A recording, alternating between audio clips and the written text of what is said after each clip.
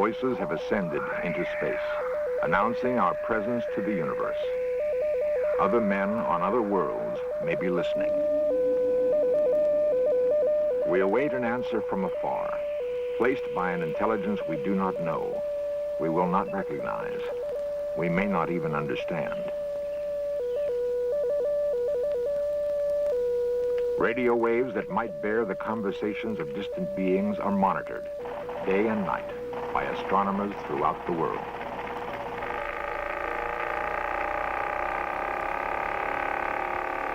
Our understanding of life in outer space may begin with reaching out to another form of intelligence here on Earth.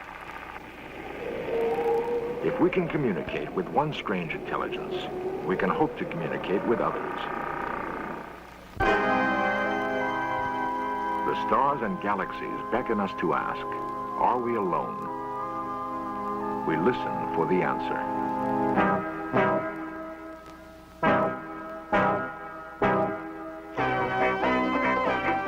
This series presents information based in part on theory and conjecture. The producer's purpose is to suggest some possible explanations, but not necessarily the only ones, to the mysteries we will examine.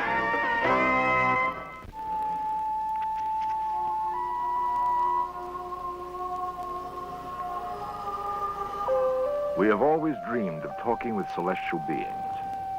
Discoveries in deep space have revealed that the same chemistry that created earthly life operates elsewhere. Perhaps we are not accidents of creation. Perhaps we are not alone.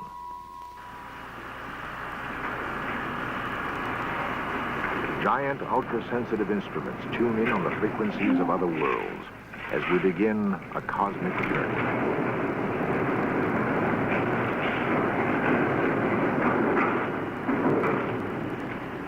Our search for intelligent life beyond the planet Earth has begun, and the job is as immense as the universe itself. Our galaxy alone contains an estimated 250 billion stars, and there are at least 100 billion other galaxies. How many of these stars have Earth-like planets harboring life? Until recently, we searched with our eyes, aided by telescopes. Then, with the advent of radio, a whole new noisy universe emerged, and man began to listen to the stars. In 1971, at NASA's Ames Research Center, 24 scientists and engineers began the search for other life. Led by Dr. Bernard Oliver and Dr. John Billingham, the group concluded that radio is the most effective way of detecting other voices in space. The search for extraterrestrial intelligence, nicknamed SETI, became a reality. Dr. Oliver explains. The concept of doing this really has its origin in the belief that we will have to go to other stars rather than just other planets of our own system before we find intelligent life. And the belief that that is an extremely difficult thing to do physically. If we are not going to cross the gulf of interstellar space, how then are we going to ever detect other intelligent life? The answer seems to be by looking for evidence of it in the form of signals that it may either radiate on purpose to arouse our attention or simply in the course of its own activities. It's quite possible that signals have been falling on the Earth for millions or billions of years. In 1931, extraterrestrial radio signals were accidentally discovered by Bell telephone engineer Carl Jansky. Jansky detected a hiss that seemed to be coming from the very center of our galaxy. For the first time, dense star clouds, invisible to optical telescopes, revealed their presence through radio emissions. Grote Reber, an enthusiastic radio amateur, confirmed Jansky's observations. Using a homemade backyard antenna, Reber found that radio emissions of natural origin occur throughout our galaxy. Then in 1961, the search for intentional signals began. At Greenbank, West Virginia, a radio telescope was used for the first time to listen for intelligent signals from space. Project Ozma, a whimsical reference to the land lying over the rainbow, was followed 10 years later by the most far-reaching life search program ever devised. The Cyclops plan was to start with a modest-sized antenna element, say something like 300 feet in diameter, and simply add additional ones as time went on to increase the total collecting area. This sort of a system is known as an antenna array, and it works by having all of the antennas feed their signals together into a common receiver, a common detector, so that they add in phase and act as if they had been picked up by a single antenna. So we believe we can take as many as 1,000 antennas and connect them together in this fashion and get a huge collecting area. A listening post beyond Earth is an alternative explored by SETI astronomer Dr. Charles Seeger. A basic problem in a search for extraterrestrial signals has to do with the interference to receiving systems produced by all our transmissions in the same radio frequency spectrum. Space may offer some advantages and may not be all that more expensive for a large receiving system than on Earth. Space has the advantage of a more benign environment. You don't have winds and storms and rain and repainting to do all the time. It's very quiet. Also, you can put up a very light system in space. It floats there. The backside of the moon is attractive since there you are beautifully shielded from all Earth activity.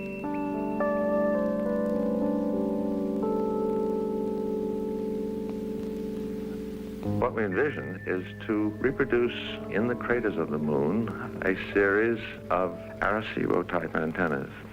And it's estimated by engineers that one could build 1,000 to 3,000 foot, or even larger perhaps, Arecibo-type structures relatively economically, scattering them among a bunch of adjacent craters on the back of the moon.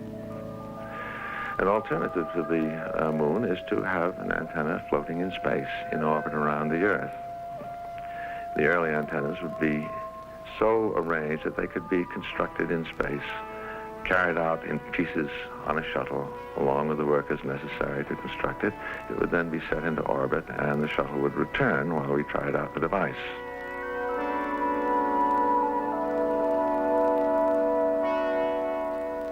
While we wait for a call from space, we have not ruled out breaking the silence of the universe by sending our own signals to cosmic neighbors.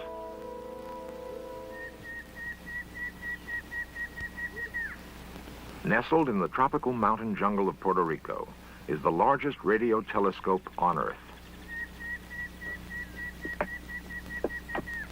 1,000 feet across and 300 feet deep, the Arecibo telescope can listen to signals from the farthest reaches of the universe. It can also converse with other beings in the cosmos. On November 16, 1974, man prepared to beam his first and only intentional signal to intelligence beyond the Earth.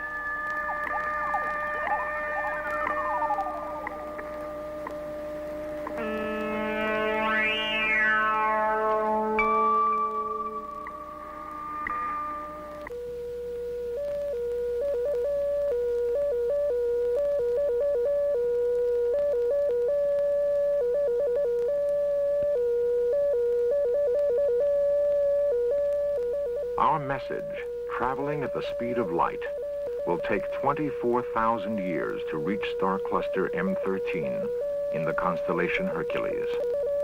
In code, the message describes our solar system, the Earth, and the life upon it.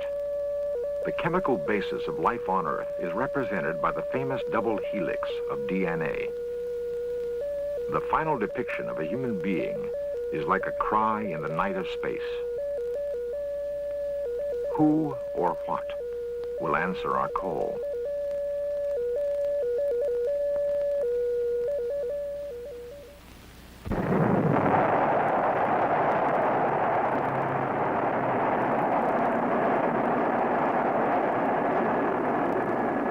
On March 2nd, 1972, Pioneer 10 began its 21-month journey to Jupiter. Attached to the spacecraft is a plaque, a kind of planetary Rosetta Stone, designed by astronomer Dr. Carl Sagan.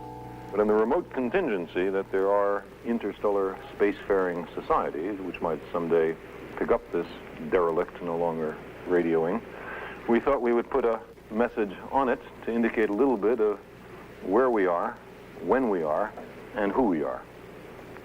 We think that the information on where we are and when we are, indicated in this part of the message by the configuration of certain cosmic objects called pulsars, will be completely obvious to any society capable of traveling between the stars. These two objects will be more mysterious because it is unlikely that there will be human beings anywhere else, even though there may be other creatures elsewhere. And the plaque has served a very useful purpose in making us think about what sort of impression we might wish to give to the cosmos. Pioneer 10 flew past Jupiter in December 1973. In 1984, it will leave the solar system forever. Who will pick up our message floating in interstellar space? Radio waves traveling much faster than Pioneer will provide our first clue. Any signal that we pick up will certainly not have originated from a civilization much less advanced technically than we, because it is only very recently that we have been able to radiate and detect such signals. If we look at the enormous time spans involved, then it seems very likely that what we will find is a civilization considerably more advanced than ourselves, and which might have reasons for attempting to contact us that we do not even comprehend at the present time. At Ames Research Center, psychologist Dr. Mary Connors is working to determine what an extraterrestrial civilization might be like. Basically, on the non-technological issues, which is what I'm primarily concerned with, we're concerned with two basic questions. One is what can we know about the nature of the intelligence that we're likely to contact? Well, what do we know about intelligence? We could ask, what is intelligence? What possible forms can it take? What can we learn from animal intelligence? The dolphin, although it shares our planet, exists in a world of its own. It speaks a language we do not comprehend. Its brain size is comparable to man's, yet the dolphin is still an enigma, as alien to us as a creature from outer space. At San Diego's SeaWorld, trainers and scientists work behind the scenes in an intensive effort to unravel the mysteries of dolphin sonar and communication. I'll tell you what, we'll give you another munchie for that. The dolphin has always seemed akin to man, and some have wondered if this creature, even now, is attempting to communicate with us. Difference. But he doesn't know yet what the difference means. The greatest problem remains the limit of our own experience. There you go.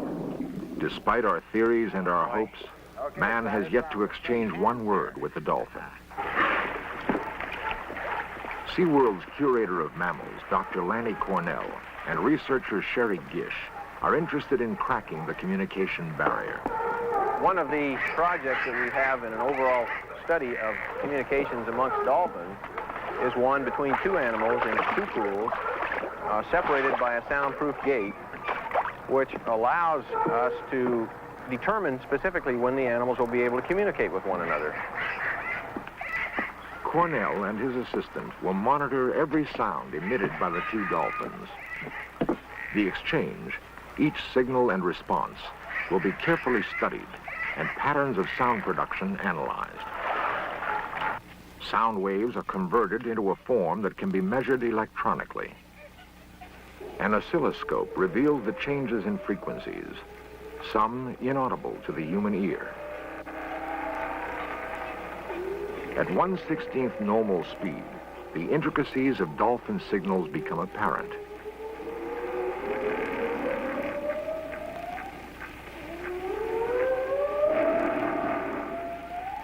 The dolphin is one form of non-human intelligence. The form that extraterrestrial life may take is subject to scientific speculation. It does appear that at least at our present stage of evolution, there may be some advantages to being structured, at least with some of the characteristics that we have. There are clear advantages, for example, to having two eyes with which you can see in color and with which you can achieve binocular vision. It's clear that there are advantages to having an upright posture, clear that there are advantages to having a brain located at one end of the body, and you can go on like this. If it is inevitable that another civilization will have had at one point some of the characteristics we have now, will contact with these alien beings from some unknown planet bring doomsday to our tiny world? Or do the benefits to our future outweigh the dangers? The greatest miracle that we have before us is the fact that within a few billion years, the universe, through the marvelous laws of chemistry and physics, has converted part of itself into consciousness, and that part can now contemplate the universe that begat it. A French scientist put it this way: astronomy is useful because it shows us how small is man's body, how great his mind. Dr. John Krause is an electrical engineer and astronomer at Ohio State University. He is one of a few who are working intently to solve the riddle of the universe. To answer the question, are we alone? He is philosophical about his mission. I think one of the exciting things about all this work is that those of us who are involved are like pioneers. We are exploring the universe. It's a pioneering venture to find out what is out there and perhaps who is out there. Searching for extraterrestrial intelligence is like looking for a needle in a haystack. Assuming that we're not unique and that there are intelligent beings elsewhere, we have to try and second guess them. But you need some kind of roadmap. Dr. Krause's roadmap is a giant radio telescope that he helped design and build. He affectionately calls it Big Ear. Larger than 3 football fields in area, Big Ear has detected signals from the most distant known objects in the universe. Could Big Ear now find intelligent signals in the vastness of space?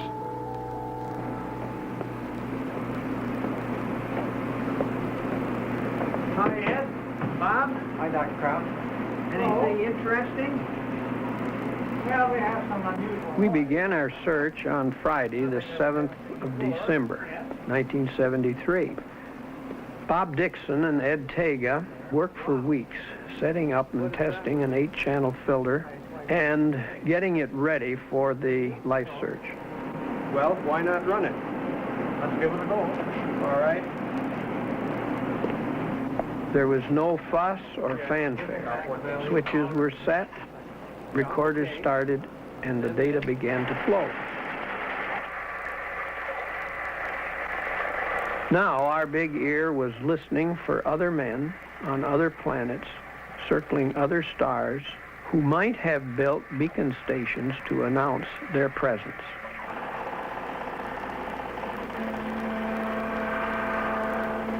If Bob Dixon said, "We got something that looks interesting, John," I'm sure it wouldn't be that he had recorded a voice saying, "This is planet MX3 calling Earth."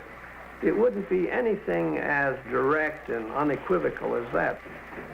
It would just be a little bump on a squiggly line record that went on for hundreds of feet, that occurred in a way that set it off from others.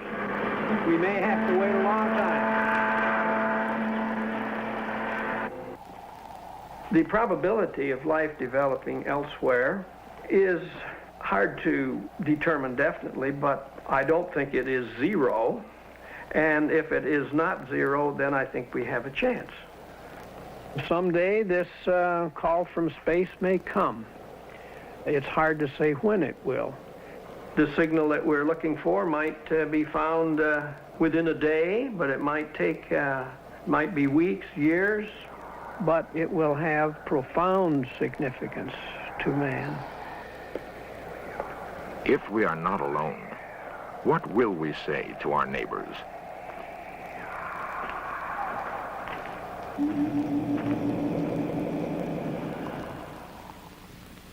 For centuries, man thought that the Earth was the center of the universe.